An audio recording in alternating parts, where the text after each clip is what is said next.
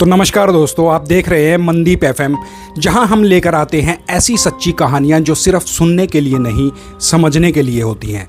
यहां हर कहानी के पीछे छुपा होता है एक असली सच, एक ऐसा सच जो कभी कभी हमारी सोच से भी ज़्यादा खौफनाक होता है। तो तैयार हो जाइए एक और ऐसी कहानी के लिए जो आपको आखिर तक सोचने के लिए मजबूर कर देगी। दोस्तों, साथियों, सोचिए एक सुबह एक इंसान जो है वो सोकर उठता है और उसका पूरा परिवार अचानक कहीं गायब हो जाता है। ना कोई संघर्ष के निशान, ना कोई आवाज़, ना कोई गवाह, बस एक ऐसी कहानी कि वो खुद अपनी मर्जी से कहीं चले गए हैं। लेकिन अगर मैं आपसे कहूं कि उस घर से कोई बाहर गया ही नहीं था, और सच ये था कि उसी घर की दीवारों के अंदर 15 मिनट के अंदर 3 कत्ल हो चुके थे।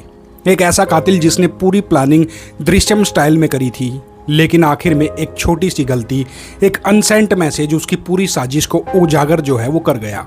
कभी कभी क्राइम सीन पर खामोशी इतनी गहरी होती है कि वो खुद एक चीख की तरह लगती है। भावनगर का ये केस भी बिल्कुल कुछ ऐसा ही है, जहां सब कुछ बिल्कुल नॉर्मल दिख रहा था, लेकिन अंदर ही अंदर एक ऐसी कहानी लिखी जा चुकी थी जिसका अंत बेहद खौफनाक होने वाला था। ये कहानी है शैलेश खामला की, एक फॉरेस्ट ऑफिसर जिसने अपनी मेहनत से सिस्टम में एक मजबूत अपनी पहचान बनाई थी। साल भर पहले ही प्रमोशन मिला था और वो असिस्टेंट कंजर्वेटर ऑफ फॉरेस्ट जो है वो बन चुका था। सरकारी क्वार्टर, अच्छी सैलरी, इज्जत, बाहर से देखने पर एक परफेक्ट लाइफ। लेकिन हर परफेक्ट दिखने वाली जिंदगी के अंदर कुछ अनकही दरारें होती हैं। शैलेश की पत्नी नैना बेन, उम्र करीब 42 साल, और 2 बच्चे, 13 साल की बेटी जो है वो प्रथा और 9 साल का बेटा भव्य। परिवार पूरा था लेकिन साथ नहीं था। बच्चों की पढ़ाई के लिए नैना बेन जो है वो सूरत में रहती थी और शैलेश भावनगर के अपने सरकारी क्वार्टर में अकेला रहता था। ये दूरी धीरे धीरे किलोमीटर की दूरी नहीं रही, रिश्तों में भी फासले इसमें बनने लगे। 27 अक्टूबर, दिवाली का वक्त, घर में रौनक लौटती है। नैना बहन अपने दोनों बच्चों के साथ भावनगर में आ जाती है। सोच यही थी कि त्योहार है, मज़े से बनाएंगे, पूरा परिवार एक साथ होगा, कुछ वक्त साथ बीतेगा, शायद जो दूरियां हैं वो भी कुछ जो है वो कम हो जाएंगी। और शुरुआत में तो सब कुछ ठीक था। पड़ोसियों ने बताया कि घर में हंसी थी, बच्चे खेल रहे थे, एक नॉर्मल फैमिली जैसा माहौल था। लेकिन ये सब नॉर्मल माहौल बस कुछ दिनों का मेहमान था। 5 नवंबर तक सब कुछ ऊपर ऊपर से शांत लग रहा था, लेकिन उस घर के अंदर कुछ ऐसा चल रहा था जिसकी भनक बाहर किसी को भी नहीं थी। और फिर 7 नवंबर, सुबह का वक्त, शैलेश खामला सीधे पुलिस स्टेशन पहुंच जाता है। चेहरे पर हल्की सी चिंता थी, आवाज़ में घबराहट थी और एक शिकायत, मेरी पत्नी और दोनों बच्चे अचानक घर से कहीं पर गायब हो गए हैं। अब सोचिए, एक साथ 3 लोग बिना किसी तैयारी के, बिना किसी को बताए अचानक कहीं पर गायब हो गए। ना कोई बैग, ना कोई सामान, ना कोई कॉल, ना कोई मैसेज। पुलिस के लिए ये सिर्फ एक मिसिंग केस नहीं था, ये एक रेड फ्लैग था। पहला सवाल, क्या वे खुद से गए हैं या उन्हें कोई ले गया है? दूसरा सवाल, अगर गए तो क्यों? और सबसे बड़ा सवाल, अगर नहीं गए तो फिर आखिरकार है कहाँ? शैलेश अपनी कहानी में एक और बात जोड़ता है।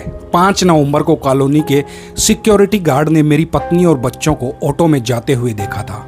एक संभावित सुराग मिल गया था पुलिस को, लेकिन क्राइम की दुनिया में हर सुराग सच नहीं होता, बिल्कुल सच नहीं होता, उसकी तह तक जाना पड़ता है। कभी कभी वो सिर्फ एक कहानी होती है जो किसी ने सबूत सोच समझकर गढ़ी होती है। और इस केस में भी कहानी तो शुरू हो चुकी थी, लेकिन असली स्क्रिप्ट अभी सामने आनी बाकी थी। क्राइम इन्वेस्टिगेशन में एक नियम होता है, जब कहानी बहुत सीधी लगे तो समझ जाना चाहिए कि कहीं ना कहीं कुछ छुपाया जा रहा है। भावनगर पुलिस के सामने भी यही स्थिति थी। एक फॉरेस्ट ऑफिसर जिसकी पत्नी और 2 बच्चे अचानक से न जाने कहाँ गायब हो गए थे और कोई ठोस सुराग नहीं। लेकिन अनुभव कहता है ऐसे केस में कुछ नहीं मिला ही सबसे बड़ा क्लू होता है। पुलिस ने सबसे पहले रिश्तों की परतें खोलनी शुरू करी। क्या पति पत्नी के बीच सच में सब कुछ ठीक था? क्या कोई एक्स्ट्रा मैरिटल एंगल था? क्या कोई पारिवारिक दुश्मनी थी? लेकिन हर दरवाजा पुलिस को बंद मिलता है। रिश्तेदारों ने बताया कि शैलेश बहुत अच्छा पति है। पड़ोसियों ने कहा कि परिवार भी ये जो था बिल्कुल सामान्य था। यहाँ तक कि नैना बैन के घर वालों ने भी किसी तरह के झगड़े या शक की कोई भी बात से इनकार कर दिया। अब पुलिस के पास सिर्फ एक ही रास्ता था, टेक्निकल एविडेंस और टाइमलाइन। सबसे पहले सिक्योरिटी गार्ड से पूछताछ करी गई, वही गार्ड जिसका जिक्र शैलेश ने किया था। लेकिन गार्ड ने जो कहा उसने पूरी कहानी ही हिला दी। गार्ड ने कहा, साहब मैंने एक ऑटो जरूर देखा था, लेकिन मैं ये नहीं कह सकता कि उसमें शैलेश की पत्नी और बच्चे थे। बस यहीं से पुलिस के दिमाग में पहला बड़ा सवाल आया, अगर गार्ड श्योर नहीं है तो शैलेश इतना श्योर कैसे है। अब शक ने आकार लेना शुरू कर दिया था। पुलिस ने तुरंत शैलेश के कॉल डिटेल यानी कि CDR निकलवाए। कौन से नंबर पर बात हो रही थी, कितनी देर बात हुई, किस समय हुई, और तभी एक नाम सामने आया, गिरीश भाई, एक और फॉरेस्ट ऑफिसर। अब गिरीश से पूछताछ करी गई और जो सामने आया वो इस केस का टर्निंग पॉइंट बन गया था। गिरीश ने पुलिस को बताया कि 2 नवंबर को शैलेश का फ़ोन मेरे पास आया था। उसने कहा था कि उसके घर के पास बहुत कचरा है, उसे दबाने के लिए एक बड़ा गड्ढा खोदना है। गड्ढा खोदा गया, लेकिन कहानी यहीं ख़त्म नहीं हुई। गिरीश ने आगे बताया कि 2 दिन बाद यानी करीब 4 नवंबर को शैलेश ने एक बार फिर से फ़ोन किया और कहा कि अब उस गड्ढे को भर दो। अब पुलिस ने इस जानकारी को टाइमलाइन में फिट किया। 27 अक्टूबर परिवार भावनगर आता है, 2 नवंबर घर के अंदर गड्ढा खोदा जाता है, 4 नवंबर वही गड्ढा भर दिया जाता है, 5 नवंबर परिवार आखिरी बार देखा गया, 7 नवंबर गुमशुदगी की रिपोर्ट। अब ये सिर्फ इत्तेफाक नहीं लग रहा था, ये एक पैटर्न था, एक प्लान था। पुलिस की टीम तुरंत शैलेश के घर पर जा पहुंचती है। उन्होंने उस जगह को देखा जहां पर गड्ढा खोदा गया था। वो जगह घर के अंदर ही मौजूद थी, ऐसी जगह जहां बिना इजाज़त कोई बाहरी आदमी बिल्कुल भी नहीं पहुंच सकता था। अब सवाल और गहरा हो गया, अगर ये सिर्फ कचरा दबाने के लिए था तो इतनी गोपनीयता क्यों। पड़ोसियों से पूछताछ हुई। पड़ोसियों ने बताया जब गड्ढा खोदा जा रहा था तो बच्चे और लोग देखने आते थे, लेकिन शैलेश सबको भगा देता था, कहता था कि यहाँ पर सांप है, दूर हो जाओ। अब पुलिस के सामने तस्वीर धीरे धीरे साफ होने लगी थी। एक गड्ढा जो ठीक उसी समय खोदा गया जब परिवार घर पर मौजूद था, और फिर उसी गड्ढे को भर दिया गया ठीक उस वक्त जब परिवार गायब हो गया। अब ये सिर्फ शक नहीं था, ये शक यकीन में बदलने लगा था। लेकिन अभी भी एक कड़ी बाकी थी, एक ऐसा सबूत जो इस पूरी कहानी को जोड़ सके। और वो सबूत बहुत छोटा था, इतना छोटा कि पहली नज़र में शायद कोई ध्यान ही ना दे, लेकिन वही छोटा सा क्लू इस पूरे केस का सबसे बड़ा सच बनने वाला था। साथियों, कई बार क्राइम सीन पर खून के निशान नहीं मिलते हैं, ना ही कोई हथियार मिलता है, ना ही कोई चश्मदीद गवाह मिलता है, लेकिन एक छोटी सी डिजिटल गलती पूरा केस खोल देती है। भावनगर पुलिस के साथ भी बिल्कुल कुछ ऐसा ही हुआ था। अब तक की जांच में शक की सुई शैलेश की तरफ घूम चुकी थी, लेकिन शक और सबूत में फ़र्क होता है। कोर्ट में कहानी नहीं, एविडेंस चलता है, और पुलिस को चाहिए था एक ठोस सबूत। अब टीम ने फोकस किया मोबाइल डेटा पर। सबसे पहले नैना बहन का फ़ोन चेक किया गया।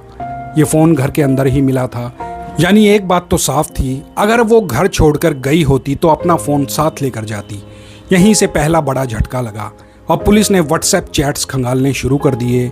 दोस्त, रिश्तेदार, काल लोग, हर चीज़ को बारीकी से देखा गया था। और तभी एक मैसेज पर पुलिस की नज़र अटक जाती है। वो मैसेज टाइप किया गया था, लेकिन भेजा नहीं गया था, अनसेंट मैसेज। अब सवाल ये था, कोई मैसेज टाइप करे और भेजे बिना छोड़ दे, आखिर क्यों? जब टेक्निकल टीम ने फ़ोन की सेटिंग्स देखी तो पता चला कि उस समय फ़ोन एरोप्लेन मोड पर लगा हुआ था, यानी फ़ोन में नेटवर्क नहीं था, मैसेज इस वजह से नहीं जा पाया। अब पुलिस ने उस मैसेज को पढ़ा। उस मैसेज में लिखा था कि मैं अपनी मर्जी से अपने बच्चों को लेकर जा रही हूँ, मुझे किसी और से प्यार हो गया है, मुझे ढूंढना मत, अगर ढूंढने की कोशिश करी गई तो मैं अपनी जान दे दूंगी। पहली नज़र में ये एक एलोपमेंट जैसा नोट लग रहा था, लेकिन क्राइम इन्वेस्टिगेशन में पहली नज़र पर भरोसा नहीं किया जाता है। पुलिस ने इस मैसेज को गौर से पढ़ा और फिर पुराने मैसेजेज से इसकी तुलना करी, और यहीं से एक बहुत बड़ा फ़र्क सामने निकल कर आया। नैना बहन आमतौर पर गुजराती में बात करती थी, उसकी भाषा, उसके शब्द, उसकी टोन सब एक जैसा था, लेकिन ये मैसेज गुजराती और इंग्लिश का मिक्स था। सिर्फ इतना ही नहीं, जो शब्द वो अक्सर इस्तेमाल किया करती थी उनमें से एक भी इस मैसेज में मौजूद नहीं था। यानी ये मैसेज नैना बहन की भाषा में लिखा हुआ बिल्कुल भी नहीं था। अब पुलिस ने ये मैसेज उसके परिवार को दिखाया। उन्होंने तुरंत कह दिया कि ये नैना नहीं लिख सकती है। अब शक सीधे आरोप में बदलने लगा था, लेकिन पुलिस अभी भी पूरी तरीके से पक्का होना चाहती थी। अब बारी थी लोकेशन डेटा की। जिस समय ये मैसेज टाइप हुआ उस समय नैना बहन का फ़ोन कहाँ पर था और उसी समय शैलेश का फ़ोन कहाँ था। जब दोनों की लोकेशन ट्रेस कर ली गई तो नतीजा चौंकाने वाला था। दोनों फ़ोन एक ही जगह पर मौजूद थे, यानी जिस समय नैना बहन ये मैसेज टाइप कर रही थी वो कहीं बाहर नहीं थी, वो उसी घर में थी या फिर कोई और था जो उसका फ़ोन इस्तेमाल कर रहा था। अब तस्वीर पूरे तरीके से साफ होने लगी थी। एक अनसेंट मैसेज, एरोप्लेन मोड, अलग भाषा और दोनों फ़ोन की एक ही लोकेशन, ये सारे क्लू सीधे सीधे एक ही इंसान की तरफ सीधे सीधे इशारा कर रहे थे, शैलेश खामला। अब पुलिस ने उसे दोबारा बुलाया। इस बार सवाल थोड़े सख्त थे और सबूत उसके सामने रखे गए। पहले उसने बचने की कोशिश करी, कहानी घुमाने की कोशिश करी, लेकिन जब सबूत बोलते हैं तो सबसे चालाक इंसान भी ज़्यादा देर तक नहीं टिक पाता।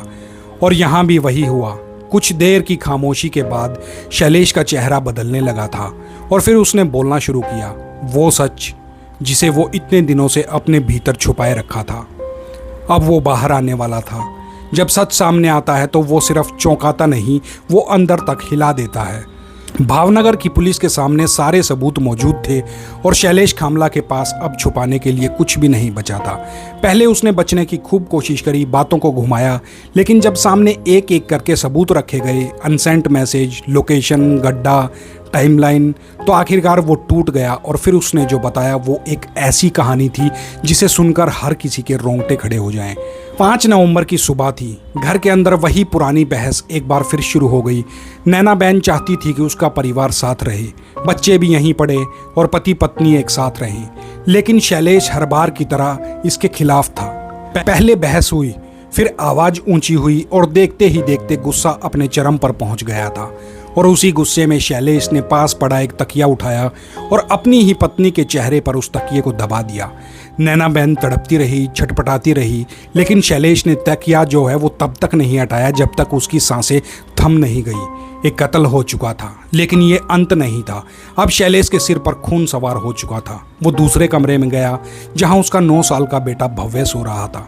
उस मासूम को शायद ये भी नहीं पता था कि अगले कुछ सेकंड में उसके साथ क्या होने वाला है। शैलेश ने वही तकिया उसके चेहरे पर दबा दिया। कुछ ही पलों में उसकी भी सांसें रुक गई। अब तीसरा कमरा, 13 साल की बेटी प्रथा, एक बच्ची जिसकी पूरी जिंदगी अभी शुरू भी नहीं हुई थी, लेकिन शैलेश वहां भी नहीं रुका। उसने उसी बेरहमी से अपनी बेटी को भी जान से मार दिया। सिर्फ 15 मिनट के अंदर एक बाप ने अपने पूरे परिवार को ख़त्म कर दिया। अब घर में सन्नाटा था, लेकिन कहानी अभी ख़त्म नहीं हुई। अब शुरू हुआ सबूत मिटाने का खेल। शैलेश को पहले से पता था कि उसे क्या करना है, क्योंकि उसने पहले ही एक बड़ा गड्ढा खुदवा लिया था। वो उसी गड्ढे के पास गया, ताज़ा मिट्टी हटाई और एक एक करके तीनों लाशों को उसमें डाल दिया। सिर्फ लाशें ही नहीं, उनके कपड़े, बिस्तर, गद्दे, सब कुछ, ताकि कोई बदबू ना आए, कोई निशान ना बचे। इसके बाद उसने मिट्टी बराबर कर दी और फिर सुबह के करीब 9 बजे वो नहाया, तैयार हुआ और ऐसे ही ऑफिस चला गया जैसे मानो कुछ हुआ ही नहीं था। 6 नवंबर को भी वो अपनी ड्यूटी करता रहा और 7 नवंबर को वो खुद पुलिस स्टेशन पहुंच गया और गुमशुदगी की रिपोर्ट लिखवा दी। एक परफेक्ट प्लान, लेकिन हर परफेक्ट प्लान में एक खामी जरूर होती है। साथियों, यहाँ वो खामी थी एक अनसेंट व्हाट्सएप मैसेज और एरोप्लेन मोड। बस वही छोटी सी गलती जिसे हम और आप रोज़मर्रा की ज़िंदगी में नज़रअंदाज कर देते हैं, वही गलती इस पूरे मर्डर मिस्ट्री का सबसे बड़ा सबूत बन गई और एक दृश्यम स्टाइल प्लान चंद दिनों में ही ढह गया। अब सवाल ये है, क्या ये सिर्फ गुस्से का नतीजा था या फिर इसके पीछे कोई और गहरी सोच, कोई दबा हुआ अंधेरा? फैसला आपका है। तो ये थी साथियों भावनगर की वो खौफनाक कहानी जहां एक छोटा सा झगड़ा, एक पल का गुस्सा पूरा परिवार ख़त्म कर गया। सोचिए, नैना बहन सिर्फ इतना चाहती थी कि उसका परिवार साथ रहे, बच्चे अपने पिता के साथ बड़े हों, एक सामान्य खुशहाल जिंदगी, लेकिन उसी ख्वाहिश ने उसे, उसकी बेटी और उसके बेटे को मौत के मुंह तक जो है वो पहुंचा दिया।